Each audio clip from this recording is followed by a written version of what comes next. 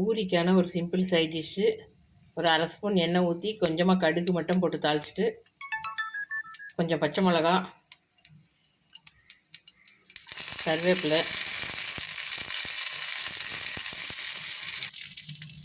கொஞ்சமாக பெருங்காயத்தூள், அவ்வளோதான். இந்த அளவுக்கு தாளித்தா போதும்.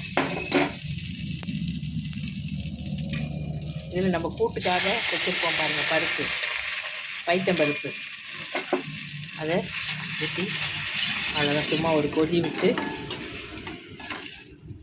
இதில் நம்ம பெரிய அளவில் காரம் போடலைன்றதுனால கொஞ்சமாக உப்பு மட்டும் பார்த்து போட்டுக்கோங்க. கொஞ்சமாக தான் போடணும்.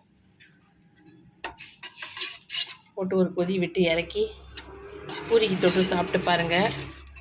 செம சூப்பராக இருக்கும். பூரி எண்ணெயில் பொரிச்சதுக்கும் இது ரொம்ப லைட்டாக சூப்பராக இருக்கும். சப்பாத்திக்கும் ரொம்ப நல்லாயிருக்கும். சாப்பிட்டு பாருங்கள்.